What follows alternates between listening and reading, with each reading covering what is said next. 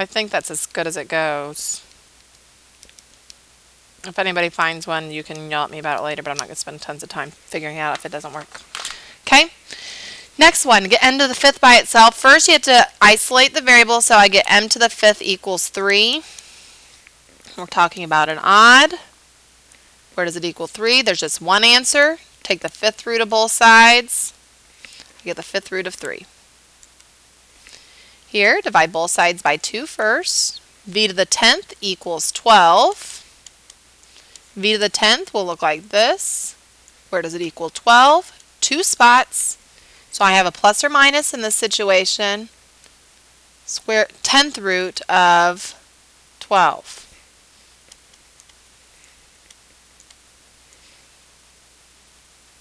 Okay. Clear my annotations here. Oh, I didn't mean to do that. Because I have to use the eraser.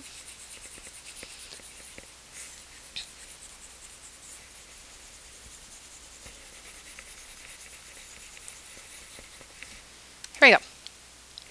N to the 6th, that's going to be a U-shaped curve. Just going to take the 6th root of both sides.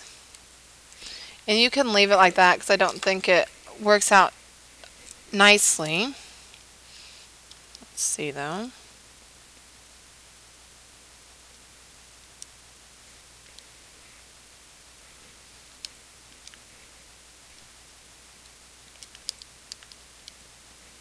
$7.29, not $7.28. Oh, it does work out nicely. I got 2/3. The 6th root of 64 over 729 is 2/3.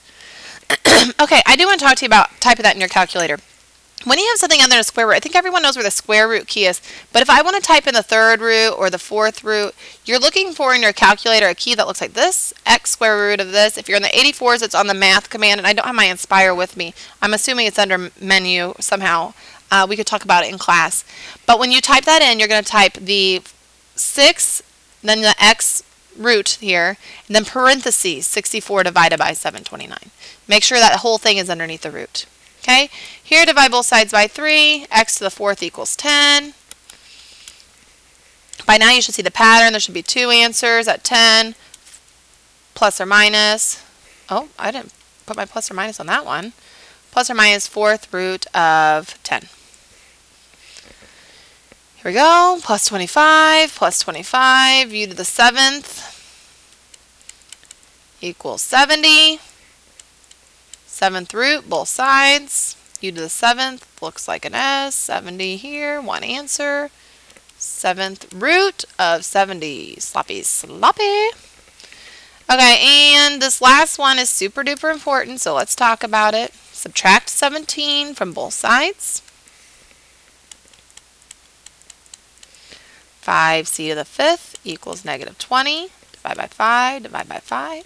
C to the 5th equals negative 4. Is that okay to have that negative there? Well, let's look at the graph. C to the 5th looks like this. Negative 4 happens down here. Yes, I am going to get an answer. Okay, when I take the 5th root of both sides, it will come out negative. You don't need to put a negative in front, but just know that that answer will be negative. Quick question. If that would have said c to the 4th equals negative 4, what would I have done? Well, I take the 4th root of both sides and think about it. See, the 4th looks like this. Negative 4 happens down here. I'd have no real solutions in this case. Okay, so be careful. This is really important. This is what it's talking about. Here's the graphs. How many times does it touch? How many solutions are there going to be? Okay, what does the next one that looks like this mean? 1 over n. Basically, if 1 is on top, this denominator is going to tell you what root to take. Okay, you only consider the, and I don't think you can read this, only consider the positive roots if it's x to the 1 over n. If they say x to the 1 over n, then even if it's x to the 1 over 2, they're only considering positives. They would put a negative if they want you to do that. Okay, so for your notes, I would definitely write x to the 1/2 is square root of x. So if I say what is 625 to the 1/4, I just want one answer. You type in, you can type this into your calculator. Your calculator is smart enough to do this. 625 caret parentheses 1/4 will give you the same answer as for the x root thing, 625, and it will say 5 either way. Okay, so that's a calculator command. We're not going to do all these. I'm going to go ahead and do this side since I can see it better. 64 to the 1/6, that's the same thing as the 6th root of 64. I think it's 2. Okay, 0.04 to the 1/2 power is the same thing as the square root of 0.04, which is 0.2.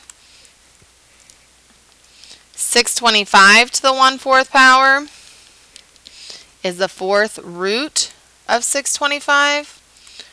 And what is it? Is it 5? It's 5 to the 4th, 625. Yeah. This would be the cube root of 125. I hope you're following this. This is 5. The square root of 1.44. Was it 1.2? The square root of 16 over 121. Take the square root of the top and the bottom, and I get 4/11. The cube root of 343.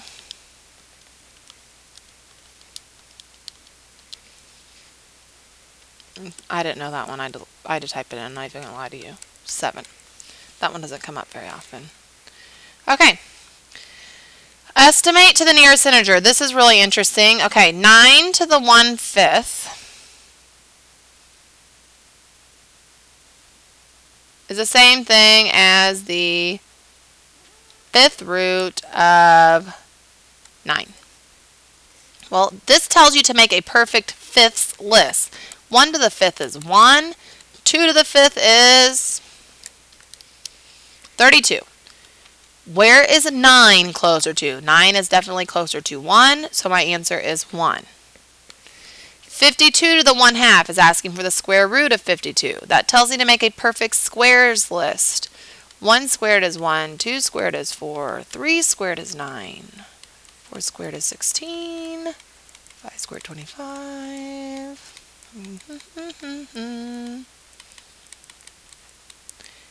Okay. 52 would happen between 49 and 64. What is it closer to? 7. Here's another square root. 153. I'm going to extend my list.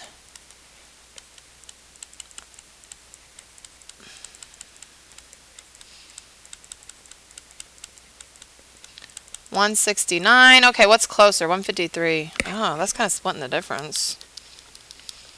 9 away from 144, so it's got to be closer to 9. It's 12. 99 to the 1/2 power, definitely closest to 100, so that's going to be 10. 3 to the 5th. 3 to the 5th is 243.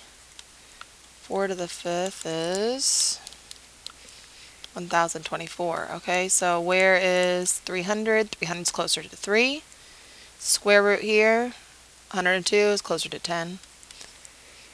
Now they want you to estimate to the nearest thousandth. This is telling you to use your calculator. Just type those into your calculator. Make sure when you hit the caret key you do parentheses with the 1/2. So 5 caret to the 1/2 power, or you can put 5 caret 0.5. You get 2.10 hundredths, thousandths. Guys are so bad at giving the right decimal, so make sure you type this in properly. 10 to the 1/4 or 10 to the 0.25 or 10 parentheses 1/4, 1.778 tenths, hundredths, thousandths. Okay, so go through those. This is going to be, I need you to read this because there will be a question on your homework about it. I don't know if everyone will understand it. Basically, I don't know.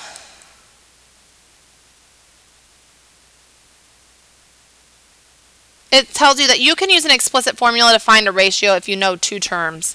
If you know 2 terms, what you can do is plug in.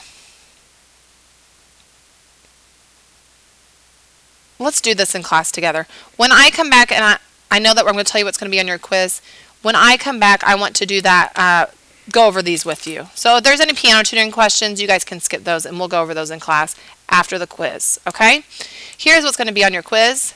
Question 1 is going to be evaluate an exponent with 1 over n, and there's going to be an A and B part. You could use your calculator. It's all going to be numerical, okay? Question 2 is going to be solved by taking the roots of each side, very much like those examples where I was drawing all the graphs. Like, where'd they go? These. Okay, it'll be like that. Question 4, solve by taking roots. It's going to be a word problem, and I think you will encounter one of those on your worksheets. 5 is compound interest. Know the formula. 6 is APY. Remember that you're plugging in 1 for your principal and 1 for the time, 1 year. 7, first 4 terms of a geometric sequence. And 8, you're going to take an explicit geometric formula to recursive or vice versa. I don't remember which one. And 9 is going to be a geometric sequence word problem similar to that ball bouncing problem. Okay? I will see you when I get back. All right, goodbye.